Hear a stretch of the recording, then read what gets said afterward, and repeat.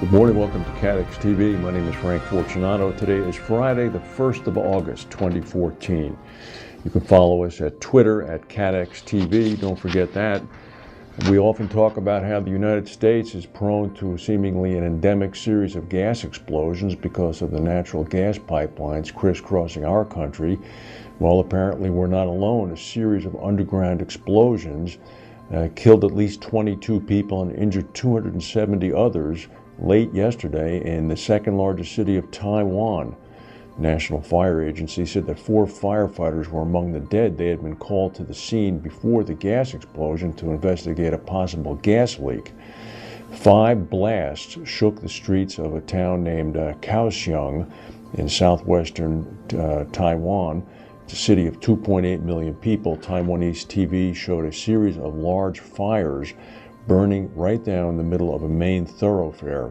The source of the leak has not been located. However, observers are saying that petrochemical companies have built pipelines along a sewage system in the district where the explosions occurred. The blasts were so strong that it knocked trees down lining the street. Repair crews today continue to shore up a giant hole in the middle of Sunset Boulevard caused by a ruptured water main pipe. The water main pipe ended up dumping about 20 million gallons of water that inundated the UCLA campus. The main casualty at the UCLA campus was the basketball arena, Pauley Pavilion, scene of heroics from Bill Walton and others. The basketball pavilion had up to 12 inches of water covering the basketball arena floor. This was after a $137 million renovation project led to the reopening of Pauley Pavilion last spring. It's now going to have to be closed, although the chancellor of the university says that it will be ready for this year's season. At its peak, the water was streaming out of the broken water main at a rate of 75,000 gallons a minute. After another day of trading on the stock exchange, Aspen Insurance Company's shares have now fallen 15% from their peak after the bid speculation prompted by John Charman's Endurance Specialty Re's attempt to acquire them led to a very high price. Right now, the price of a share of Aspen Insurance is just about what it was on April 14th, the day before John Charman announced his intention to try to acquire the company. Earlier this week, Charman decided that he was going to cease and desist all of his efforts to try to acquire the company. It seems as if Aspen's robust defense has worked to their advantage. Meanwhile, in Paris, the big French reinsurer SCOR, which is the first of the big companies to release their second quarter results, announced that it had restructured or canceled 15% of their global reinsurance book. What they're doing is they're sticking to underwriting discipline. Dennis Kessler's group is saying if they can't get the price that they want, they're not going to take the coverage. Good for them. They did see a premium increase, mainly in the life reinsurance area, which went up about 20%.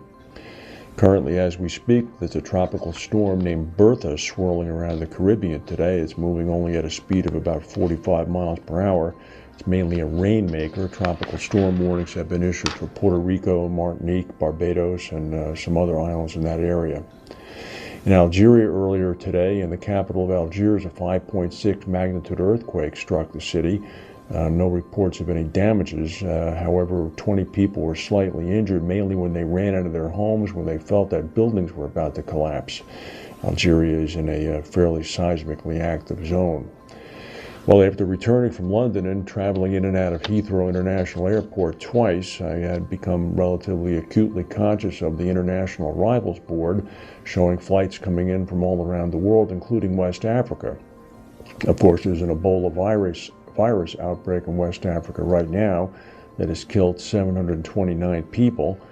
Yesterday, the World Health Organization announced that they were putting $100 million to work immediately in order to try to counter the outbreak. But the American Centers for Disease Control and Prevention, which is run by Dr. Thomas Frieden, who used to be the medical examiner in the city of New York, said that we don't believe that there's a potential of Ebola spreading widely in the U.S. It's just simply not in the cards. He went on to say, although this is a merciless virus and the most complex outbreak that we know of to date in history, we do not think that it's something that's going to spread in the U.S., and we're not overly worried. He said, we have quarantine stations at all major ports of entry. People cannot transmit Ebola to others unless they are sick, and Ebola makes you so sick that it's obvious quickly.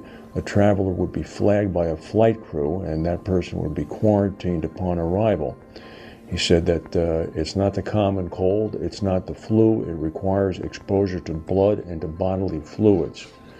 So that does provide some reassurance, although unfortunately not to those who have already contracted it.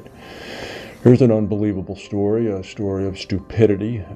Officials in South Africa say they are planning to file criminal charges against 2 men who are driving 2 giraffes in an open truck on a highway. Giraffes have very long necks. These 2 drivers drove the truck under a highway overpass that was not high enough for the giraffe's neck to clear the overpass. One of them broke their neck immediately after encountering the overpass. The other one was injured and has now been released to a wildlife clinic. South African police say they're going to use animal cruelty laws to prosecute both men to the fullest. Remember, you can follow us on Twitter at CATEX TV. Thank you for watching. I want to thank my colleague Matt Bernat for filling in. Have a good weekend, and we'll see you Monday.